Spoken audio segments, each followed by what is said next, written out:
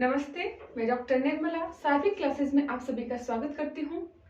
आज हम जो शुरुआत कर रहे हैं वो सेकंड ग्रेड परीक्षा में लगे हुए हिंदी साहित्य का जो पाठ्यक्रम है उसके अनुसार अध्ययन करेंगे। हम देखेंगे कि मोटे मोटे तौर पर कौन कौन से प्रश्न जो है वो इतिहास से संबंधित परीक्षाओं में बन सकते हैं, तो उसके बारे में पढ़ेंगे। सबसे पहले हम जो पढ़ने जा रहे हैं वो पढ़ने जा रहे हैं हिंदी साहित्य का इतिहास। हिंदी साहित्य का इतिहास। अब हिंदी साहित्य का इतिहास जो हम पढ़ेंगे उसके अंदर हम देखेंगे कि सबसे पहले कौन कौन विद्वान हुए हैं जिन्होंने हिंदी साहित्य के इतिहास ग्रंथ लिखे हैं। तो सबसे पहला जो हिंदी साहित्य का इतिहास ग्रंथ लिखने का कार्य करते हैं वो है गारसा दत्तासी। गारसा दत्तासी जो है वो एक कौन थे? फ्रेंच विद्वान थे। फ्रेंच विद्वान ने अपनी फ्रेंच भाषा में ही क्या लिखा? हिंदी साहित्य का प्रथम इतिहास ग्रंथ लिखा। और उस इतिहास ग्रंथ का नाम क्या था? उसका नाम था इस्तवार द ला लिटरेट्यूर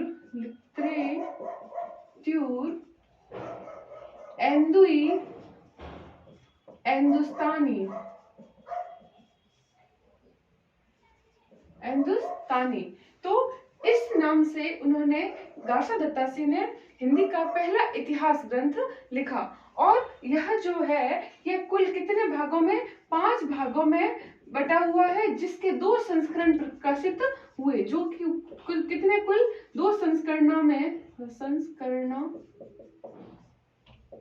प्रकाशित हुआ। वो 2 संस्करण कौन से हैं? जिसमें प्रथम जो संस्करण या प्रथम खंड जो है वो कब प्रकाशित हुआ?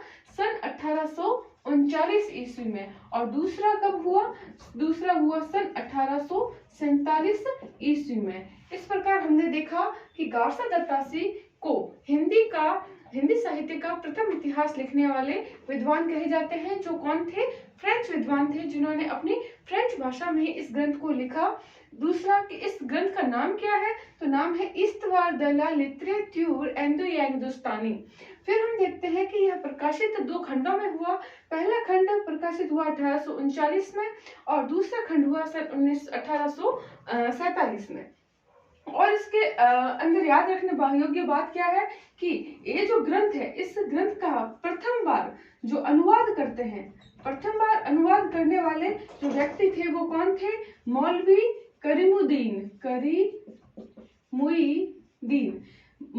करीमुद्दीन ने सन 1848 ईस्वी में इसका पहली बार अनुवाद किया और अनुवाद करके नाम रखा तज़किरा-ए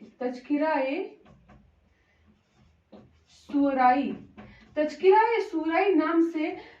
इस्तवार द ला लिटरेट्यूर हिंदुस्तानी का अनुवाद करने वाले विद्वान थे मौलवी करीमुद्दीन। और हम देखते हैं कि सन 1953 ईस्वी में कौन नाम है? लक्ष्मी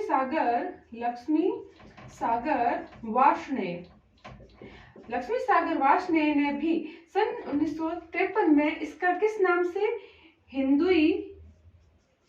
हिंदुई साहित्य का इतिहास नाम से इस ग्रंथ का क्या किया? अनुवाद किया।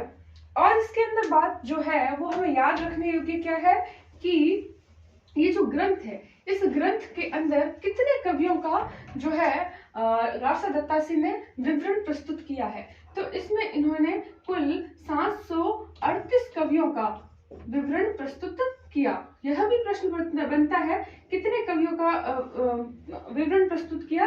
तो 738 कवियों का। इसमें भी क्या है, उन्होंने उर्दू और हिंदी कवियों दोनों को लिया। तो इसके अंदर जो उर्दू के कवि थे उन कवियों की संख्या कितनी थी? 666 और हिंदी कवियों की कुल संख्या थी 72।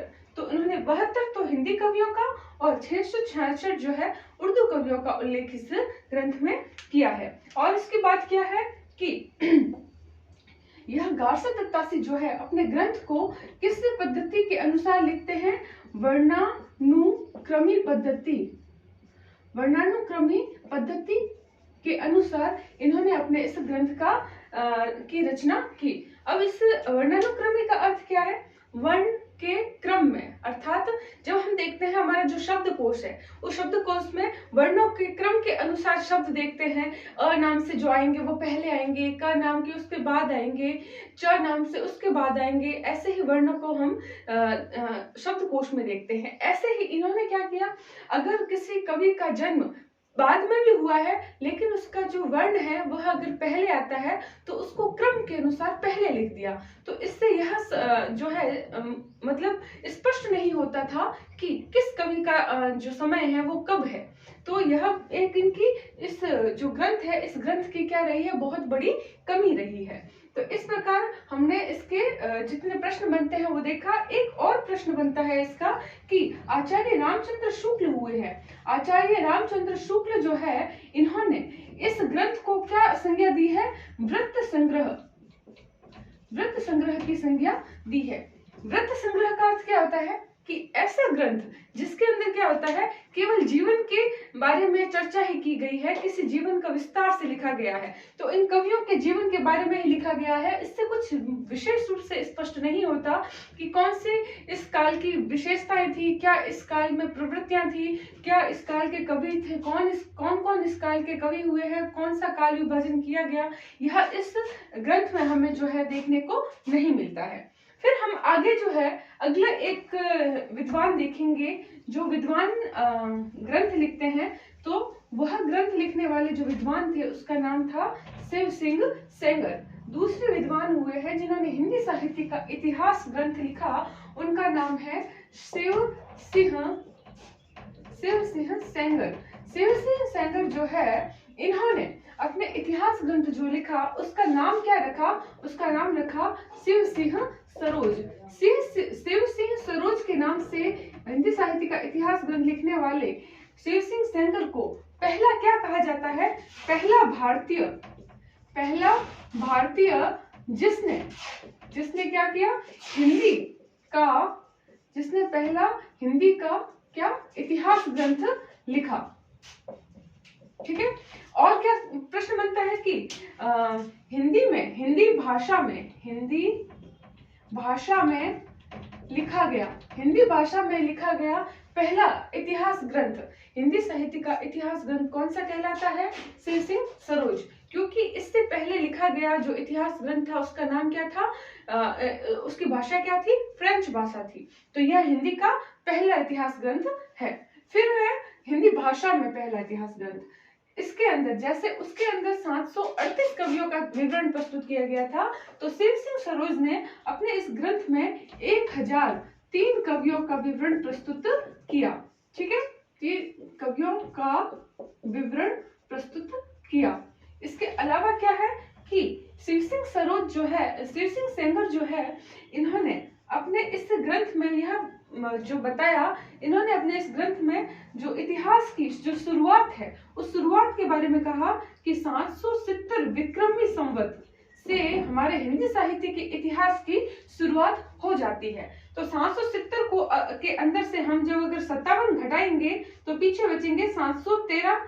तो 713 ईस्वी से हम क्या मानते हैं, हिंदी साहित्य के इतिहास की शुरुआत मानते हैं। किसके अनुसार मानते हैं, शिव सिंह सेंगर के अनुसार मानते हैं। फिर हम क्या देखते हैं कि 713 ईस्वी में सबसे पहले जो हिंदी का पहला कवि जो है वो शिव सिंह सेंगर किसको मानते हैं, पुष्पदंत को मानते हैं। तो कई बार प्रश्न आता है कि शिव सिंह सेंगर के अनुसार हिंदी साहित्य का पहला कवि कौन है, तो वो कौन है, पुष्पदंत है। उनका समय उन्होंने बताया 713 से, और उसी से उन्होंने कहा कि 713 ईस्वी से ही हिंदी साहित्य के इतिहास की शुरुआत होती है। ठीक है। और इसके अलावा इसमें क्या प्रश्न बनता है, हिंदी भाषा का हो गया पहला, ये पहले भारतीय थे जिन्होंने हिंदी ग्रंथ लिखा। शिव सिंह सरोज नाम से इन्होंने अपने इस ग्रंथ को लिखा, और यह कब लिखा गया, यह कब प्रकाशित हुआ, सन 1883 ईस्वी। और यह याद रखना इसलिए जरूरी है कि परीक्षा में ऐसे क्रम दे दिया जाता है कि इस्तवार दलाल लिटरेचर हिंदुस्तानी, हिंदी साहित्य का इतिहास, फिर कॉमा देके शिव सिंह सरोज। तो बताइए कि कौन सा ग्रंथ पहले लिखा गया कालक्रम के अनुसार, आंसर दीजिए। तो अपन को सन याद भी होना बहुत जरूरी है। तो हमने 1883 इसका देखा और गार्सद के ग्रंथ का सन देखा था सन 1839 ईस्वी।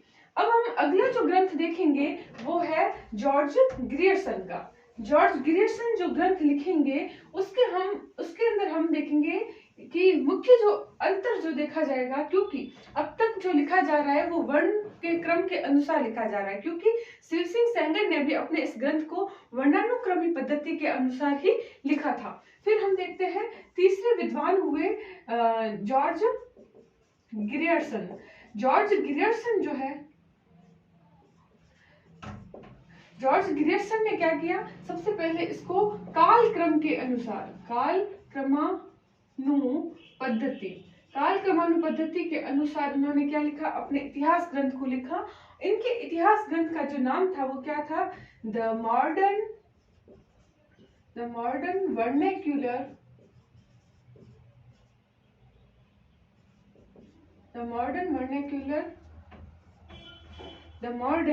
वर्नेक्युलर literature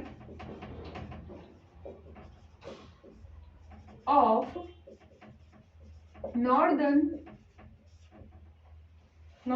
हिंदुस्तान।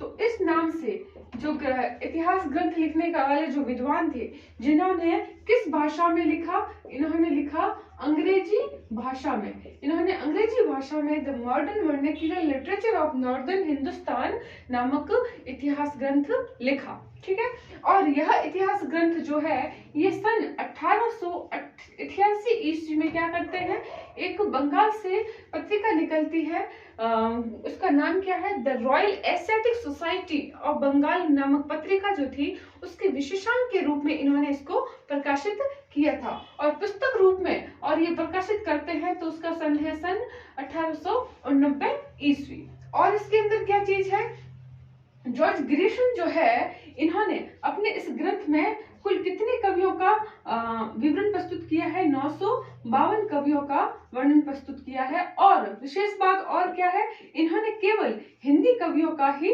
वर्णन प्रस्तुत किया है। ठीक है, हिंदी कवियों का ही वर्णन प्रस्तुत किया, 952 कवियों का विवरण किया। इनके ग्रंथ का नाम the modern vernacular literature of northern Hindustan है। इसका सन 1888 है। इन्होंने कालक्रमानुपद्धति को अपनाते हुए जॉर्ज ग्रियर्सन ने अपने ग्रंथ को लिखा। कालक्रम के अनुसार कैसे, कि इन्होंने अपना जो संपूर्ण ये जो ग्रंथ था इसको 11 खंडों में, कई बार प्रश्न जो है ऐसे भी आता है, और उसमें अगर 11 खंड ना हो और 12 खंड हो तो आप इसको सही करेंगे, बाकी 11 खंडों में इसको विभाजित किया है कालक्रम के अनुसार। तो पहली बार कालक्रम के अनुसार इतिहास ग्रंथ को बांटने वाले जो विद्वान थे वो कौन थे, जॉर्ज ग्रियर्सन थे। ठीक है, इसके साथ ही हम जो है इस ग्रंथ के बाद में जो अगला ग्रंथ लिखने वाले जो मिश्र बंधु है उसकी चर्चा जो है वो अगली क्लास में करेंगे। अगर हमारी क्लास आपको अच्छी लगी है तो इसको अधिक से अधिक शेयर कीजिए और सब्सक्राइब कीजिए, और कुछ सजेशन हो सकते हैं तो वो हमें जरूर बताइए। धन्यवाद।